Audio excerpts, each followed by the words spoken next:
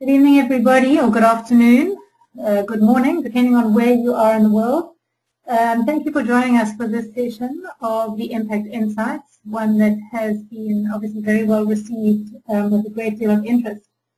To give you a little bit of background on the Impact Trust, the Impact Trust was established in 2009, and its purpose has been to grow the impact investing ecosystem.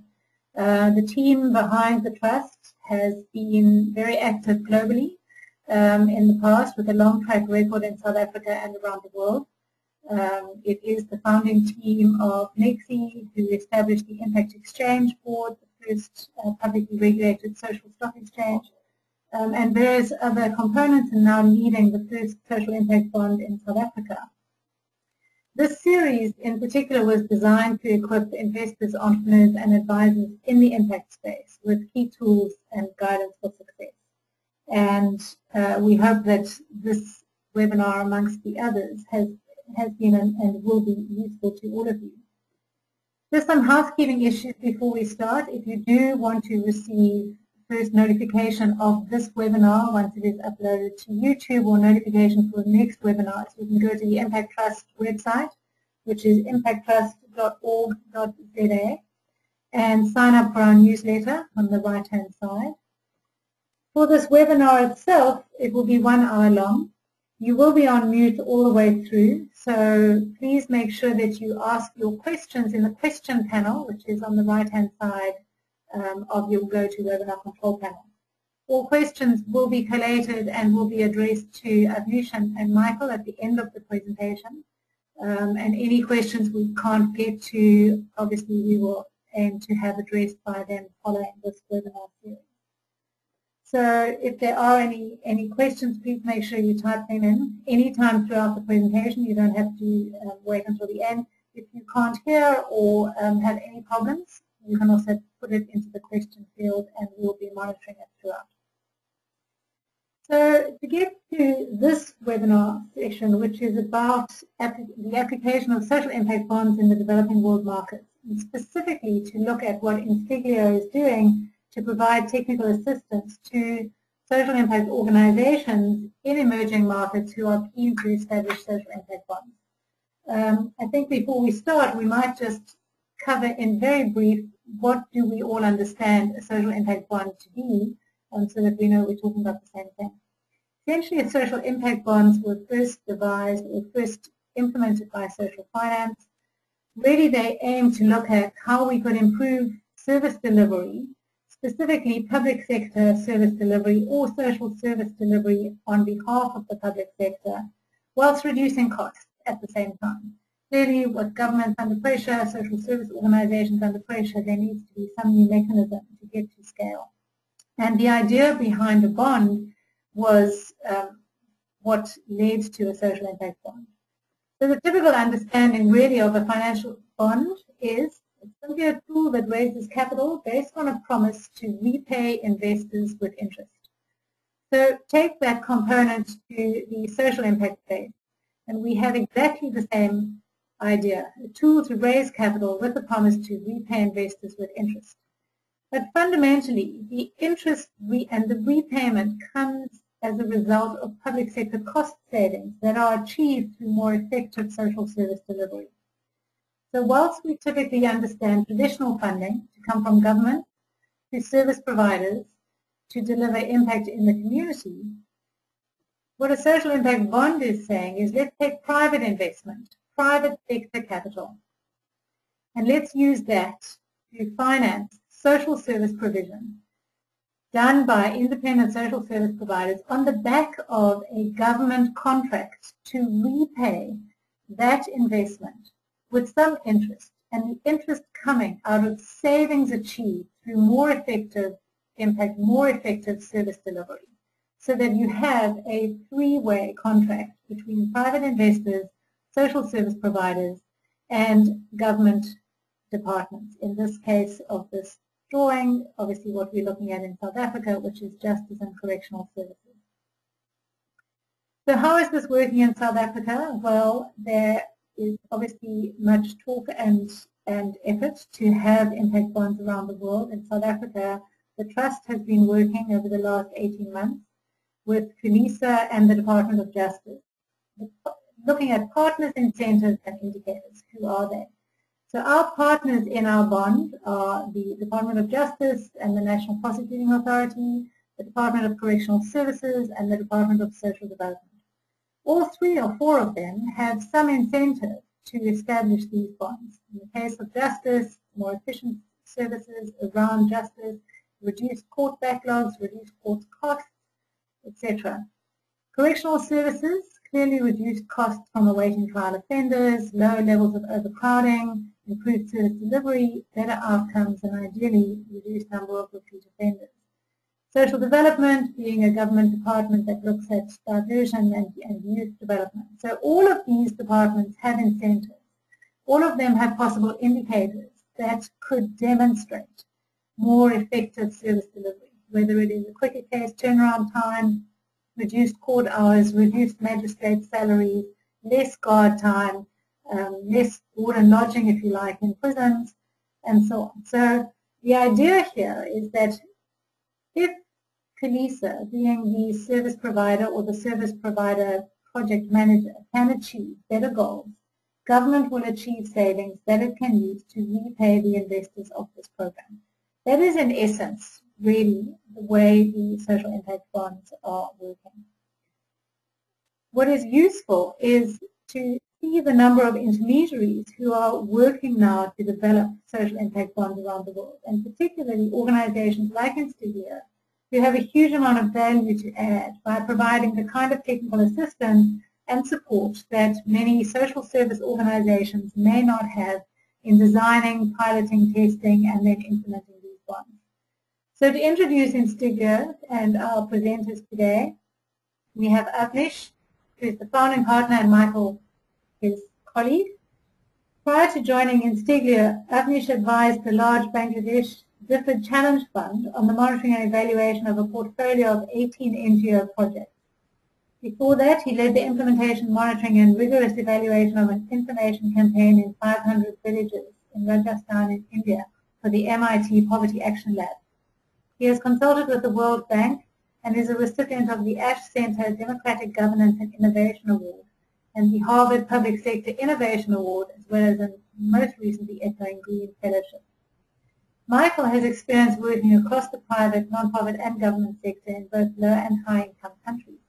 Prior to joining Instiglio, he was a Dublin Leadership Fellow at the Center for Public Leadership at Harvard University and is a 2013 Rainer Amhold Fellow at the Milagro Foundation.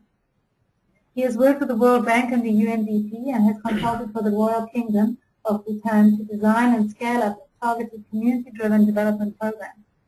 I'm now going to hand over to Michael for today's presentation, and really would like to thank both of them in advance and to all of you for joining us today. Michael, over to you. So today we're talking about social impact bonds, which we think have the potential to really transform the performance of development programs. That's why we are up and ready every day to work on it. And they are innovative, as Tamzin said, they're innovative financing mechanisms for trisectoral partnerships, actually. They are the extension of the traditional PPP models. They involve the public, private, and social sectors. And most importantly, they focus financing and rewards on performance. So this model has actually, as Tamzin mentioned, was created in the UK by Social Finance UK, and we're very grateful for their pioneering work there. They created the model around the issue of recidivism, and it was first tested in Peterborough. And the model quickly transitioned across the Atlantic to Massachusetts, where with a third founding partner of Instiglio, Mike Belinsky, had a chance to advise the government there on how to engage with the model. And since then, it's really spread around in the high-income countries, the sort of forward-thinking high-income countries. You have Canada, Scotland, Ireland, Germany, Israel, and certainly the UK remains a leader in social impact bonds with until today about 14 social impact bonds being developed or currently being implemented. When we created Instiglio, in our knowledge, not a whole lot of people were thinking about social impact bonds in developing markets. And we, coming from the international development careers, we saw the opportunities, we saw the need for this model in those contexts, and we started working in Colombia in the first step, where we identified pretty impressive political leadership and forward-thinking actors, and soon after we started working in India. We also see donors, for example, DFID, the UK aid agency, moving into the space quite rapidly, especially in Africa and sub-Saharan Africa. As you can see in green, these are all projects that are being generated, pilots that are being prepared. We have Dalberg, Social Finance UK, Nexi with its own social impact bond, and DFID in Rwanda, also in Uganda. It's fair to say that SIBs are becoming a trend, even in a low-income context. And there are two trends that I think, two sort of parallel trends that I think explain the emergence of SIBs and how timely and relevant as an innovation they are. And I think these two trends will go a long way towards sustaining the interest and growing the interest in social impact bonds in the next couple of years. The first trend takes the form of an emerging need. So governments and donors are being called to do more with less. This is certainly true for major donors post-financial crisis. This translates into an increased interest to prove effectiveness, a demand from their constituents to prove that what these countries are investing in, what foreign aid is investing in, what public spending is investing in is actually working. The second trend is a growing opportunity. There's an emerging and growing practice of impact investing whereby socially minded investors seek both social and financial returns to their investments. And that's a practice, again, that's been growing heavily, and actually most, in a recent survey by the GIN, they identified that the majority of impact investors are focused on sub-Saharan Africa.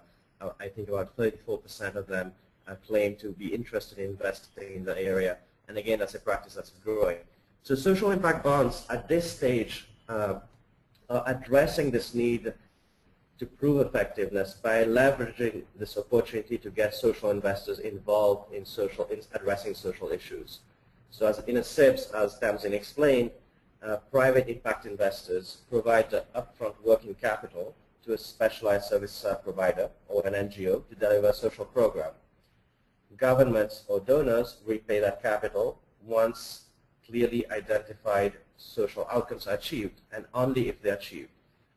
So essentially what we're talking about is a model where if you're a government or a donor or an outcome payer, this is a way to pay only for what works, thus driving your agenda for value for money and proving effectiveness. This addresses the emerging need that I talked about. If you're an impact investor, social impact bonds are this fascinating new mechanism to fully align social and financial returns. Whereas previously many impact investors are in the thinking that social and financial returns are a trade-off, in this model they are fully aligned. But the more you achieve of a social return, the more you get of a financial return. So for impact investors, this is a new asset class potentially, and it's a new investment opportunity. And finally, if you're a service provider, for sure this is a proposition for long-term funding, focus on rewarding and supporting the ultimate change that you actually care about. So the clear value propositions for the different stakeholders involved in the social impact bond goes a long way towards explaining the rapid spread of the model, and I think will continue to support the spread of the model in developing countries. So Instiglio as I said, both Michael and I came from careers in international development, and we've come to appreciate the value of SIBs in those contexts, and also to identify this current opportunity to support the adoption in this context. We also know that there are already many champions in the public, private, and social sectors who genuinely care about advancing development goals. For example, we came to Colombia to work with the governor of Antioquia, which is a state in Colombia. His name is Sergio Fajardo, and he's an amazing political champion running on a platform of accountability and transparency. And he quickly bought into this model and has been supporting us over the last year. However, these champions need to be empowered with new skills and techniques. that social impact bonds require if we want to successfully tap into their potential. Government agencies have to understand how to transform essentially their procurement systems to start adopting pay-for-success contracting, and that requires some technical adaptation. Service providers need to start promising outcomes versus outputs, and again that will require some organizational transformation and some understanding of what's possible. And for impact investors, this is an entirely new asset class. They've never quite contemplated investing in service providers, let alone NGOs. So they need some support and help as well to understand how this might work for them. So we created Instiglio to fill that gap, to fill that technical gap, to empower those leaders who are already thinking about how to do better in the social, public, and private sectors to embrace social impact bonds in developing markets. And Instiglio was the first social impact bond specialist to focus on low and middle income countries, and since we were founded, we've actually acquired, as you can see by the logos displayed there, a diverse group of partners and allies along the way who have shared our vision.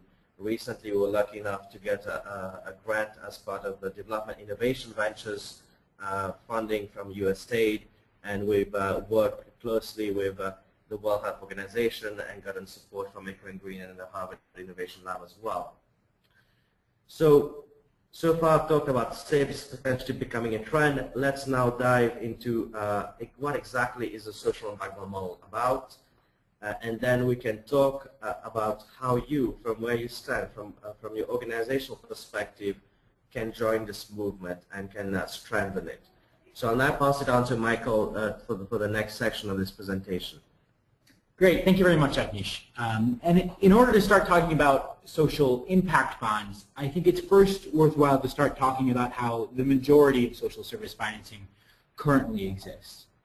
Let's take an example of an innovative, high-performing nonprofit working in the urban slums of Nairobi to implement an after-school program for at-risk youth. They have an innovative program. They put together a narrative, a grant proposal to a potential funder, be it a government or be it a donor. In order to receive funding, they specify all of their activities, and oftentimes they receive, if they're successful, they receive upfront payments, for example. In certain circumstances, those upfront payments might be linked to certain process-oriented milestones, or maybe after the first 6 months, they'll receive a second tranche of financing. What this is essentially what we call input-based or activity-based financing, payment based on the successful provision of activities, of workshops, of after-school programs, what have you. What we hope to change is completely transform this relationship from financing activities to financing the results that we all really care about. But it's important to recognize that social impact bonds aren't the first step in that direction. Social impact bonds actually make up one small part of a broader family of different types of instruments called results-based financing. And results-based financing instruments go by a variety of different names. Sometimes they're called pay-for-performance financing. Sometimes they're called, in various variants, they're called cash-on-delivery or other types of financing. But the basic ideas are very much similar. You have a financing agency like a government or a donor who sets up an outcome or output-based contract in order to incentivize service providers towards results. Let's take the example of our innovative nonprofit in the urban slums of Nairobi. They might, for example, contract with this nonprofit and pay based on, for example, the number of students who they're able to actually retain in school, who retain in secondary school. This has been kind of a growing movement that's been associated with kind of this results agenda that Avnish has been talking about for the past 10 or 15 years. However, as we've seen this movement evolve, we've also identified certain challenges. The first is uncertainty about where this upfront funding will come from. If you're a government or a donor, you're going to pay based on results, that means you're probably going to be paying at the end of the program, or perhaps at intermediary stages. The problem is that a lot of these service providers are nonprofits. They might not have access to the money, the working capital, in order to scale up their programs. So there's this question. And then the second question is whether really all these service providers can actually engage in these pay-for-success or pay-for-performance contracts.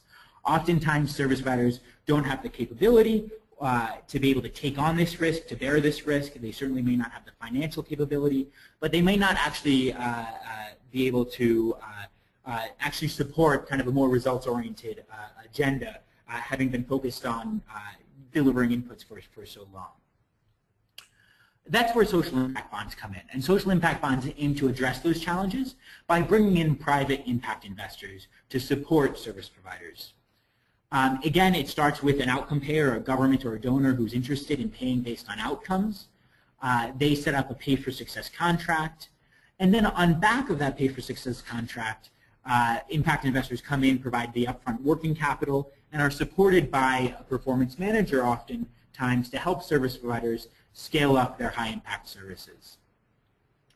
The service providers deliver their services, and then based on an independent evaluator, the government pays out at the end of the program. We're so excited about social impact bonds because they deliver 4 clear value propositions.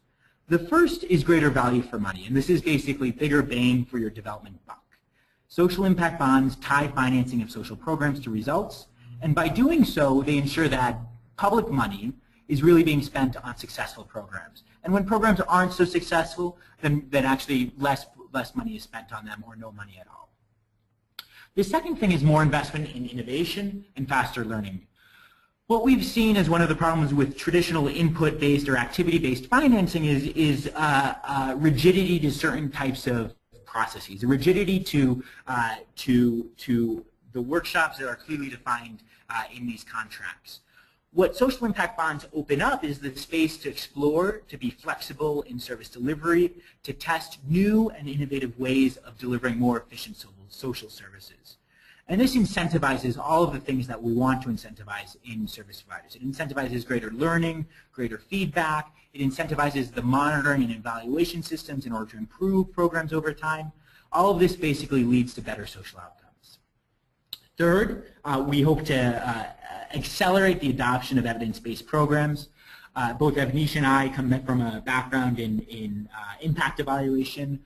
And over the past 10 to 15 years, again, we've seen a significant amounts of money being channeled to rigorous impact evaluation all over the world.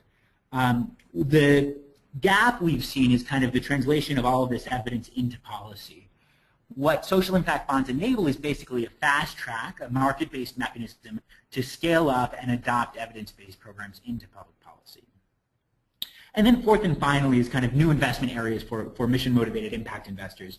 Impact investors have never really been able to invest in the way that social impact bonds now enable them to invest in. We're talking about investments in areas where markets usually don't exist, in areas such as public health services for people in extreme poverty, tuberculosis services, HIV/AIDS services, criminal justice services in the case of Impact Trust. These are new areas for impact investors, and that's why we've seen so much interest from impact investors. That said, it's also important to recognize that social impact bonds aren't a panacea. They're not going to be perfect for everybody or for every social issue.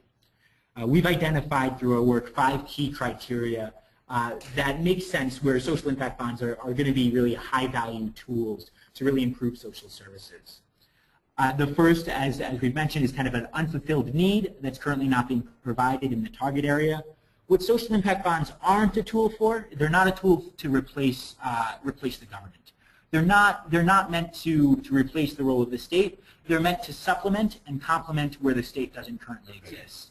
I think Nexian Impact's Trust example of their program supporting, facilitating the efficiency of the criminal justice system is a good example where by supporting alternative dispute resolution and other mechanisms, they can really facilitate a more efficient public sector.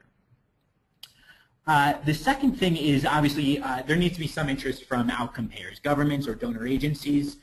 It's important to note here that both the role that governments and donors can play. We in this presentation are talking about social impact bonds, but you may have also heard of the term development impact bonds. The Center for Global Development, for example, just recently released a very impressive report from a high-level working group on development impact bonds. Essentially, they're the same thing. The difference being that development impact bonds are contracted from a donor agency, whereas social impact bonds are contracted from a government.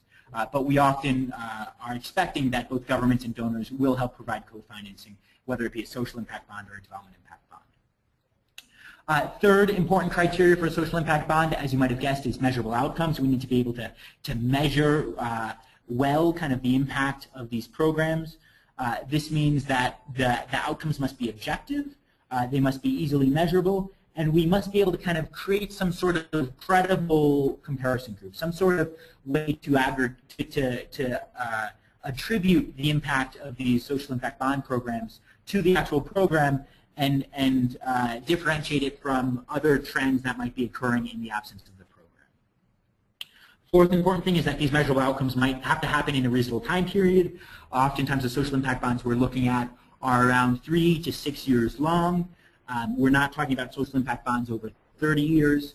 We're talking about social impact bonds that can really be, that create some space for flexibility and for some learning in that time period, but also aren't enormously long.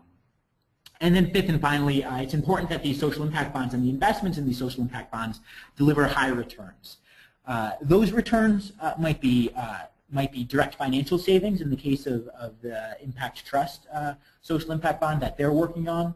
They aim to actually reduce costs for the criminal justice system, but they don't necessarily have to be just limited to financial savings. We've seen social impact bonds in areas as diverse as public health, tuberculosis, HIV/AIDS, all of these explorations currently going on.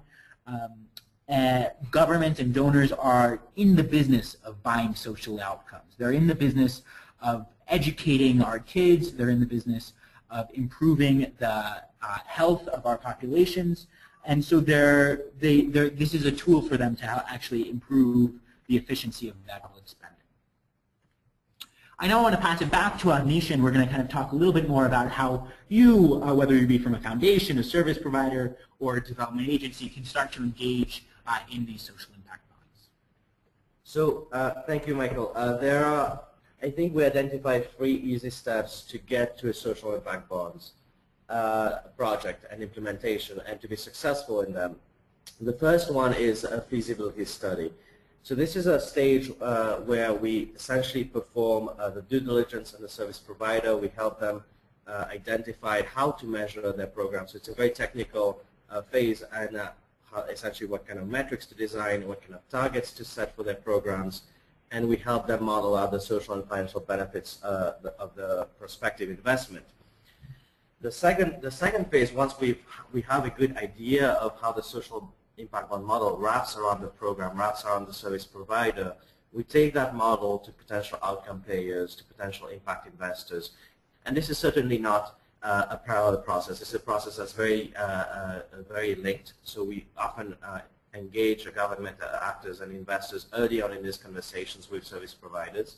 But the point of the second stage of contract structuring and capital raising is to essentially have governments be ready to pay for the program with success and also raise capital with impact investors for the program.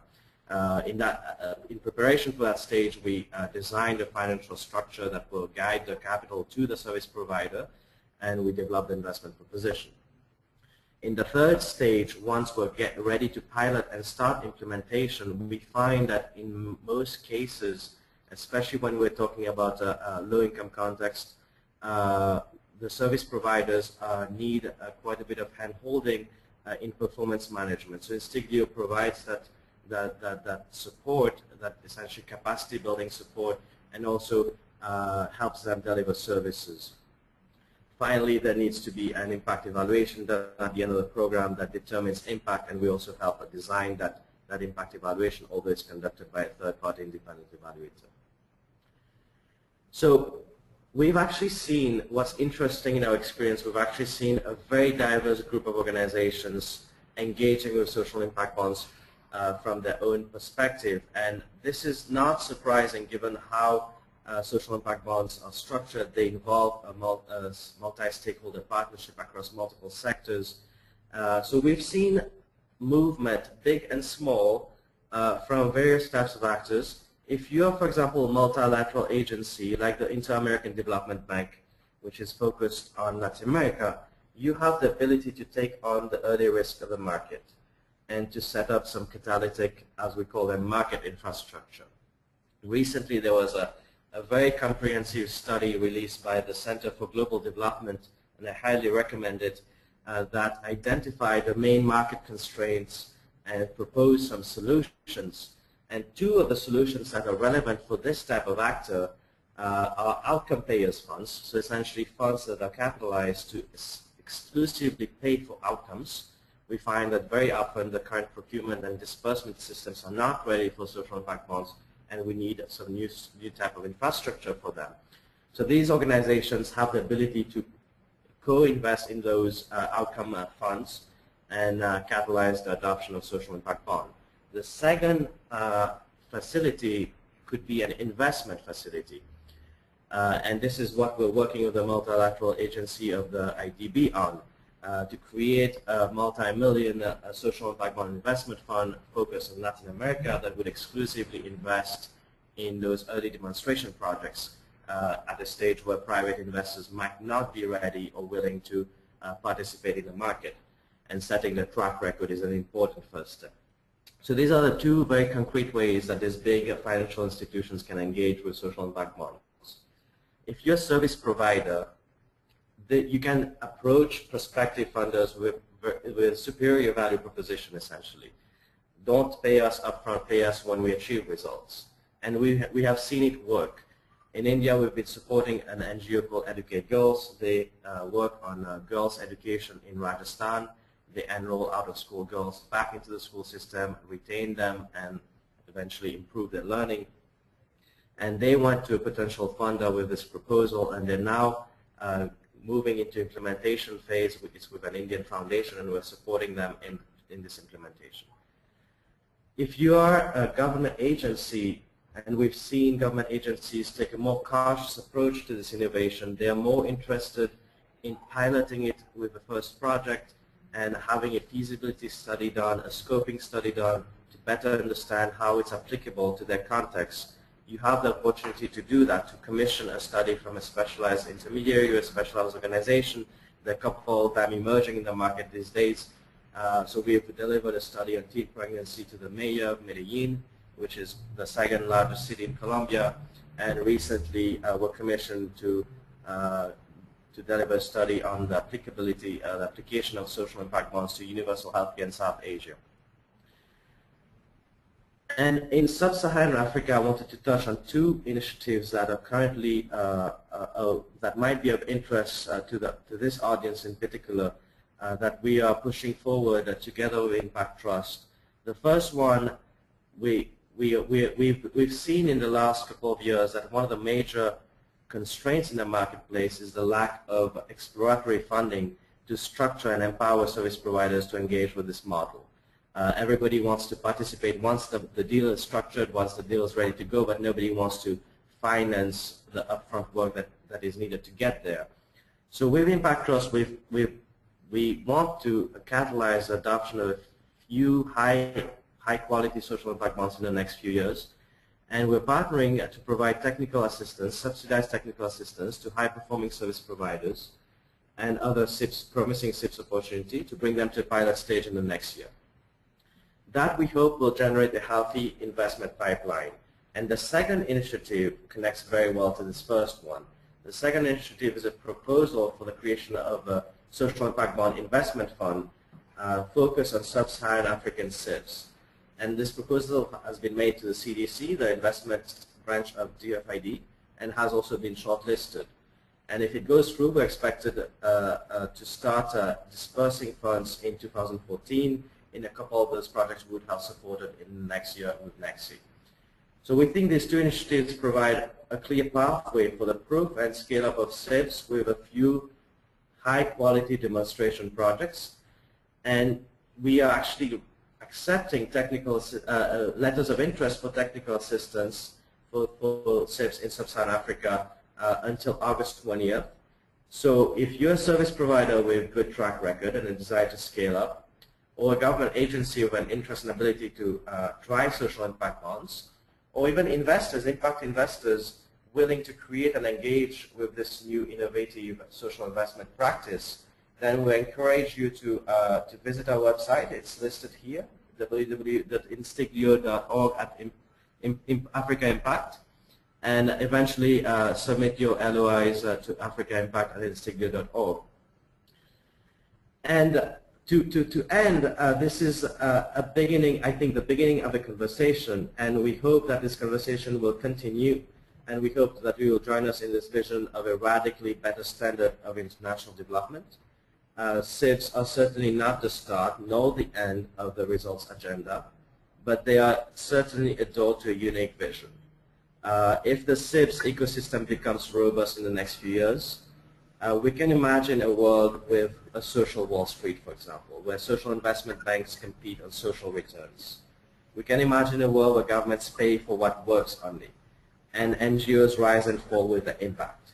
Now that's a world that we want to live in, and we're working very hard to make it possible. So thank you for your attention, and now I think we'll take a few questions, and Tamzin, I think you'll lead this session.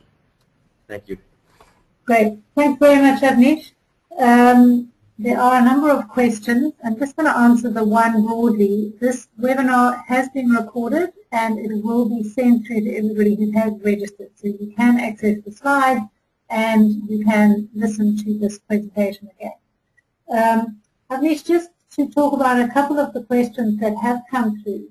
The first one is saying, for several social programs, outcomes can only be seen after a significant amount of time, and this may not fit the investment or repayment timeline. How is that accounted for in a SIB, or are there special kinds of projects which are better suited for SIBs? How could you adapt the SIB model if outcomes need to change? Well, that's great. Thank you, Tamzin. I think that's a very relevant question. Oftentimes when we're talking about development, we are talking about long time horizons. SIBs give the opportunity to engage in financing that is generally a little bit longer than traditional development financing, of 3 to 6 years maybe, but still oftentimes not as long as some of the outcomes that or impact that we might hope. In order to answer this question, I think it's best to point to a SIB that's actually already currently in development in Utah, in the United States, on early childhood development or preschool. It's essentially education from 0 to 5. There, we're talking about outcomes that are really, the impact that preschool delivers is significant over the lifetime of the child, significant long lifetime earnings. Improvements in lifetime earnings. Obviously, a social impact bond isn't going to measure lifetime earnings or entrance into college, but what they are measuring is they're measuring more proximate indicators. They're measuring indicators that are observable after 3 to 4 years, indicators on standardized, objective, cognitive, and non-cognitive tests.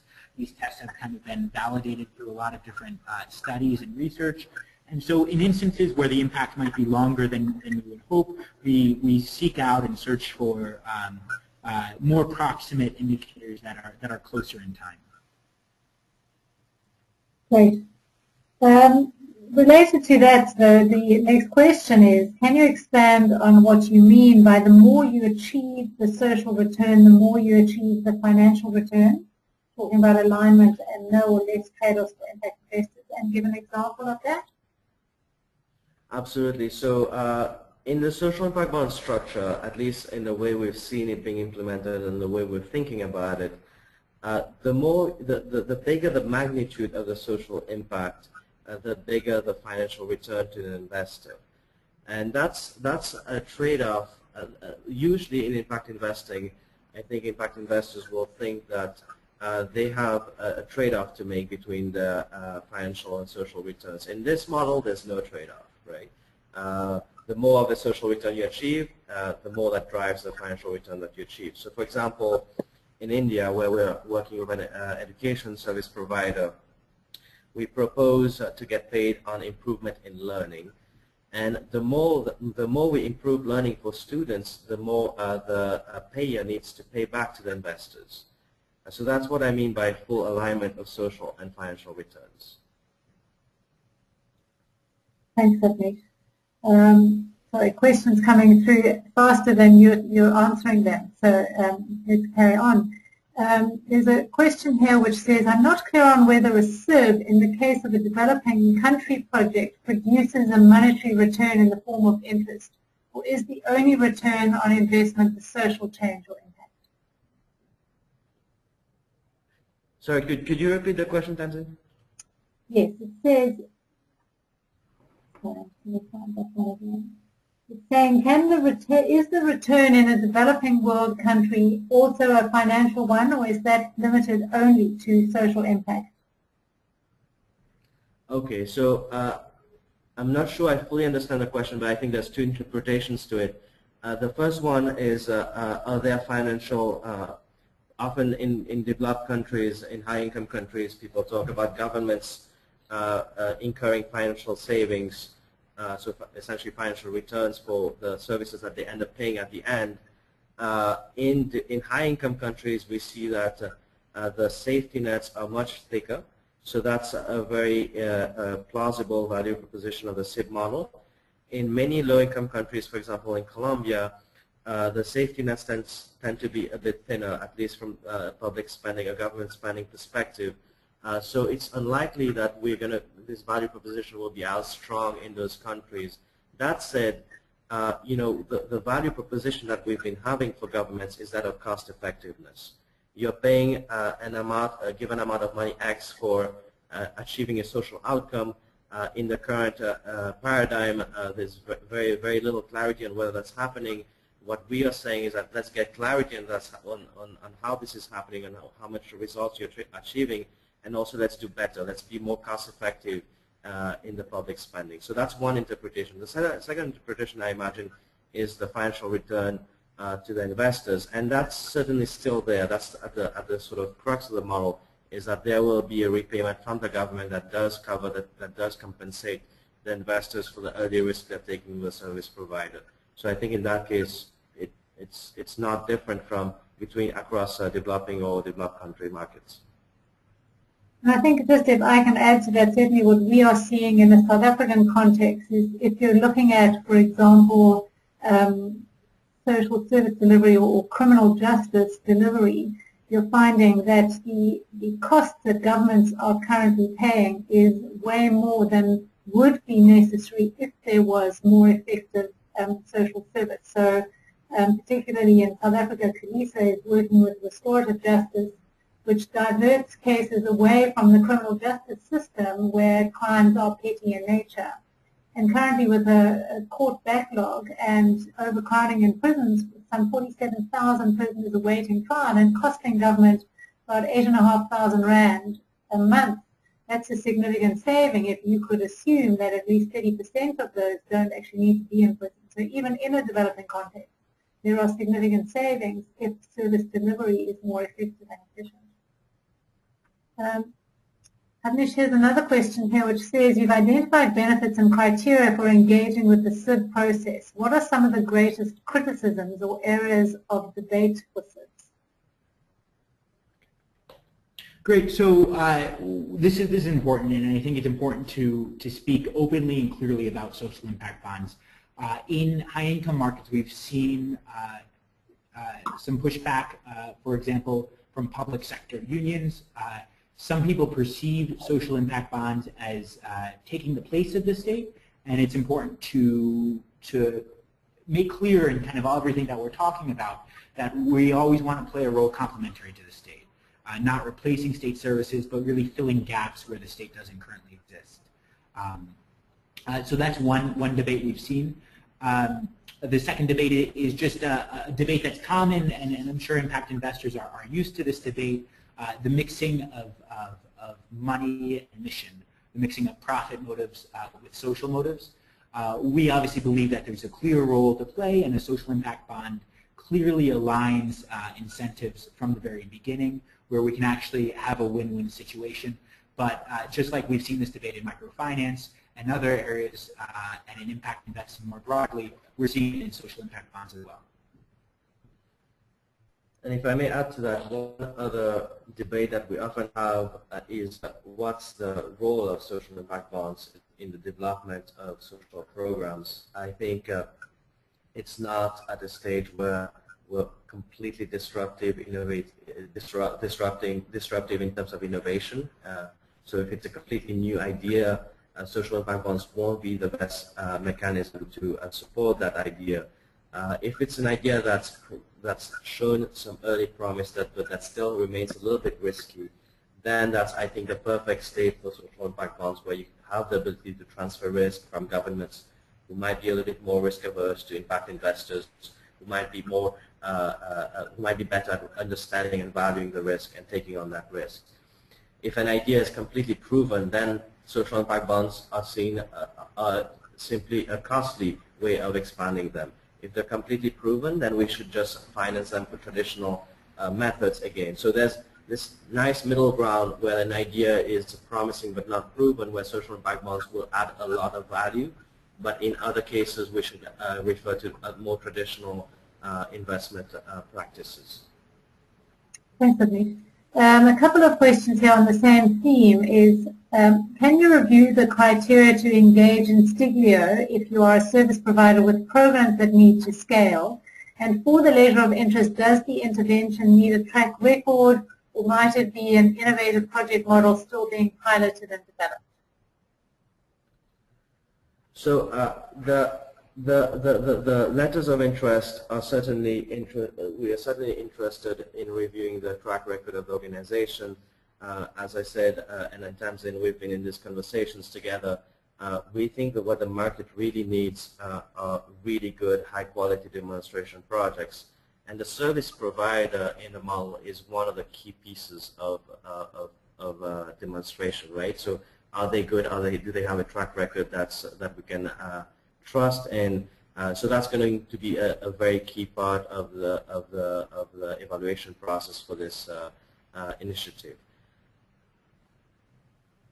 So related to that, a question saying, are you seeking organizations that you may invest in and with a SIB? Are you investing in early stage organizations? Is there a specific form of investment? What are the specifications and criteria that the organizations need to have? Right. So we've actually listed all of this on the website if you're interested to learn more about them. But essentially, if you're a service provider, we are looking at organizations that have shown promise, that we can look at the data and say, okay, we understand that you are able to achieve impact. We're looking at organizations that are willing to already engage with the model, of course. If you're a government agency, we've seen that very often there's quite a bit of legal and procurement. Sorry, Avnish, you there? I'm sorry, we just seem to have lost the sound for a moment. Can I move on to the next question? So the next question is, are there any SIBs that have been successfully finished and where investors have received their yield? And what is the advantage what is the advantage? Go ahead. Sorry, say again, Michael. No, I'm sorry. Go ahead. I didn't mean to interrupt. Apologies. Okay. So the first part of that question is, are there any that have been successfully completed where investors have received their investment plus a yield? And the second part of that is there any advantage really of a SIB over donors providing results-based funding directly to service providers given performance and repayment risks are the same? Great. So to address the first question, the first social impact bond that we've seen in Peterborough, UK, right now they're nearing the end of that contract. It still has not paid out. There's been some interim reports that have been released. All signals are pointing towards a very successful payout, though to answer the question directly, that payout has not yet occurred. And it's going to be dependent on kind of the independent impact evaluator as well. Tamzin, I'm sorry, could you repeat the second question, the second part of that question? The second part of that question was, is there any real advantage of a SIB over donors funding service providers directly for results-based outcomes, given the risk and performance is the same? Yeah, from the donor perspective, the difference between a results-based contract and a social impact bond oftentimes look very similar. From a donor's perspective or a government's perspective, they're contracting based on outcomes and they pay based on outcomes in both cases. What a social impact bond enables is actually a little bit more transfer of risk, more high-powered incentives. So in the social impact bonds we've seen, 100% of the payment is based on the results that are achieved. In most results-based contracts we've seen, it's usually only a portion of the payment which is based on results. Usually there's some portion of the contract which is also input-based or activity-based. So a social impact bond enables kind of more high-powered incentives in that contract. And it obviously also benefits from the involvement of the private sector and the role of this performance manager in actually supporting the service provider to scale up their services. Thanks, Michael. So related to that, here's a question which says that how has this idea gone down with investors and what level of returns do they require, and how palatable is the idea of a return to outcome funders? Okay, so we have actually been talking to a whole variety of different profiles of investors, all the way from foundations, high net worth individuals, to impact investors and actually investment banks. At this stage, the perspective of these investors is that, this is a model that does not have a lot of track record, if we're honest. It's a model where, for example, the intermediaries in the marketplace or the service providers participating in the marketplace, especially in low-income contexts, have not been very rigorously evaluated. So it's a model where purely financially motivated investors may not be ready to engage at this stage. They may want to see a track record first. At this stage, we're talking mostly about socially minded investors. If you look at the cases of the first few social impact bonds in England and the US, we are mostly talking about foundations doing program-related investments or high net worth individuals capitalizing the project. And we expect this to be even more so the case in developing countries in the next few years. We are hoping through some of the major moves, such as the investment funds that I talked about with the IDB, or potentially an investment fund by the CDC, that this major infrastructure, market infrastructure, will introduce new confidence in the marketplace for private investors and potentially crowd them in through co-investments or some sort of a structure where they don't bear the first loss, that they don't bear the full risk of the contracts. We've seen, for example, in the U.S., an actor like Goldman Sachs engage in a social impact bond on Rikers Island for over recidivism as well. But they engage only, I think, because they had the backing, the guarantee of repayment by Bloomberg Foundation, right? So you can think of sort of exotic structures, innovative structures to crowd in private investors, but the original structure, as we talked about in this presentation, I don't think will be very appealing for purely financially motivated investors. As we gain track record, as we prove ourselves, and especially through good early demonstration projects, we can hope to move across a spectrum of investors towards more financially motivated ones. And in terms of returns, that was an interesting question. Right now, there's again not much data, not much history to base returns on. Most of these returns conversations are rooted in the cost-benefit analysis of the social programs. How much dollar are you getting for every dollar? How much social return are you getting for every dollar that you're investing, and can you start monetizing this and having the payer pay back at least a major portion of those returns? And that's what driving the early conversations on returns, I believe. So coming back to a number of questions on risk, Avnish, and I think what's interesting here is there is an idea that there is a hard and fast rule on risk, whereas I think that the risk transfer between government, investors, and service providers is not necessarily set. but it is one of the contractual negotiations. But so the questions, there are three questions really related to risk, which I'll give you together. The one is if government is transferring the risk away from the public sector, how is it shared between investors and service providers? Related to that is the primary risk to service providers simply that they fail to deliver the promised impact and therefore struggle to raise future finance? Great, thank you, Tamzin. That's a great question. To address that first part of the question about the structure of these social impact bonds, we are looking towards kind of structures that share risk between these three parties, between investors, intermediaries, and service providers. What this enables service providers is actually to receive a financial return for the good work that they know that they're doing, that they know that they're doing, and then receive a return on that, which is basically untied funds, organizational funds that they can use to continue to scale up their programs.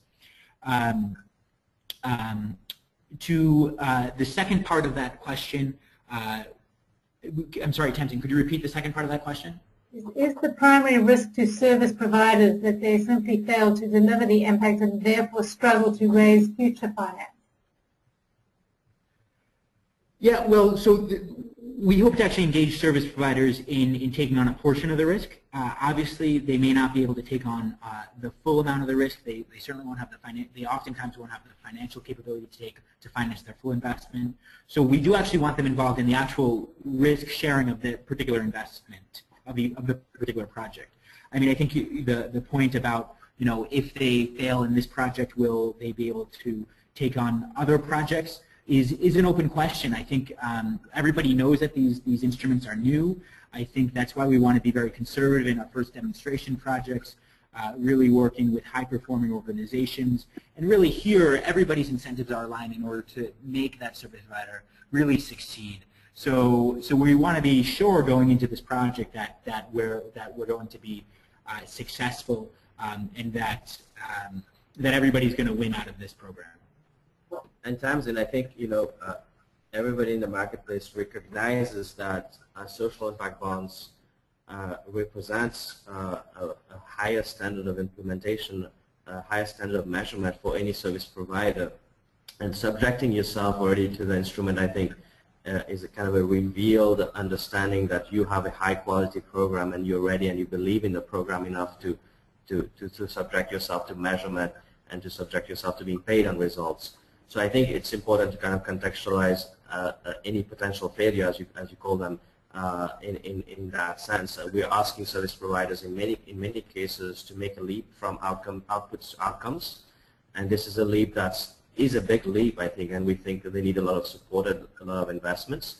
A lot of the success that they'll face, or the failures that they'll face, will depend on the readiness of the market to acknowledge how big of a challenge that is and to invest and give them the proper support. And that's what we're hoping to do with this initiative with Impact Trust, actually. There's an interesting question. From a bilateral donor perspective, what are the benefits of using SIBs to implement development projects other than delaying payment for a few years and paying for results? It seems that development finance institutions are paying more if they have to provide interest to private investors. I think that doesn't necessarily take account of the fact that often the implementation is less than it would have been with public sector. But what is your response to that, Michael? We basically provide an insurance contract to the development finance institution or to the donor. What that involves is basically is to guarantee to the donor that if the program is not successful, then they're going to have to pay less or not pay at all. And so, just like you buy, health insurance, so that when you do have a health catastrophe, you don't have to pay anything. A development finance institution or a donor is basically buying an insurance contract here, to a performance guarantee that says, if the program is successful, we're going to pay out, and if not, we won't pay out as much. So there's real value in that type of contract. It ensures that money is being channeled towards successful programs. Yes, that does come at a cost, but we actually see kind of the role of the private sector as actually catalytic and actually improving the efficiency of these programs and actually generating greater value for money in comparison to traditional financing. And Tamzin, to touch back on this and kind of related to an earlier point I was making, these bilateral donors don't need to adopt SIBs for everything they're doing. They need to adopt SIBs for places where there's a risk that they cannot take on, or there's enough uncertainty on the outcomes that they want to guarantee themselves against the prospect of the program actually not delivering on its promise, right? And certainly this is a mechanism to prove programs. It's not a mechanism to essentially expensively scale programs. So there's again, you know, we need to be conscious about where SIBs will make a difference, will add value, and where the added cost, as the question alludes to, makes complete sense. So here's a question from actually one of the accredited impact advisors. Which organization or who engages with an independent impact assessor?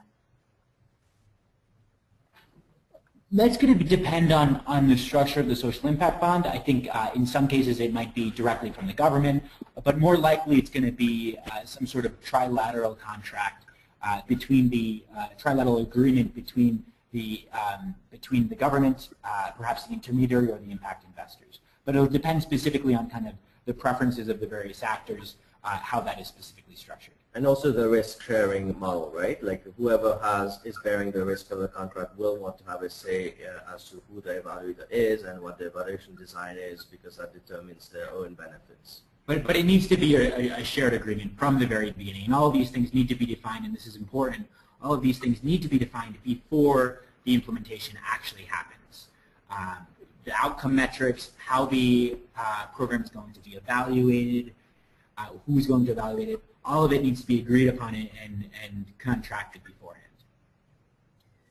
Okay, Michael, there's another question here on what do you think the biggest challenges to SIBs in developing countries actually is?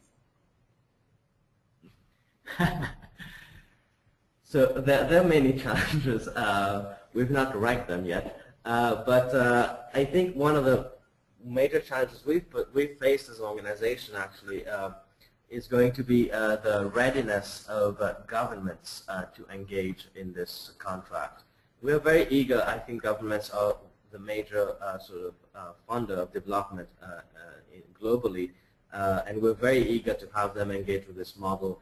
But then we sort of face a lot of legal barriers, procurement barriers, and also it's a complete shift in political paradigms.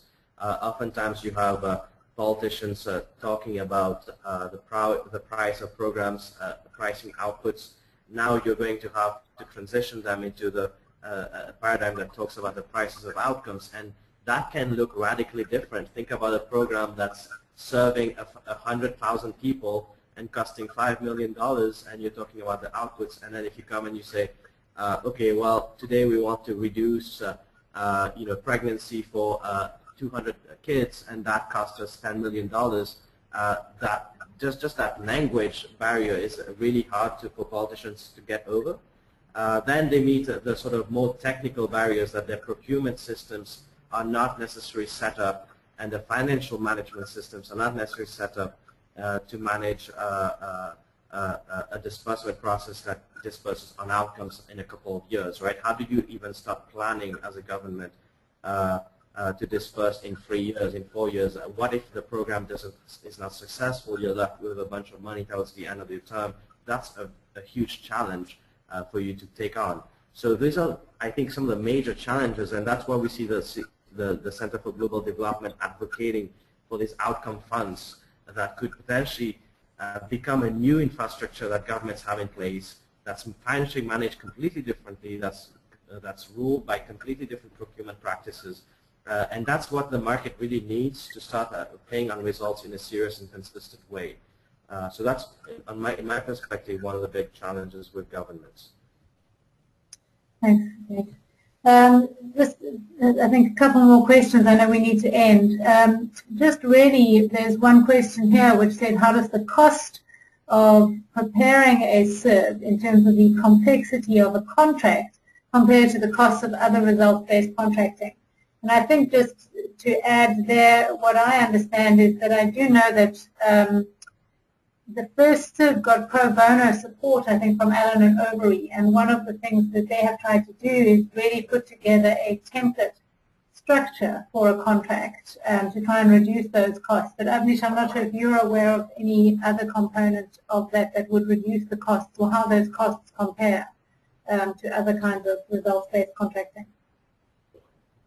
Yeah, so that's a great question, and I think we've seen similar questions arise in high-income countries in the U.S. and elsewhere.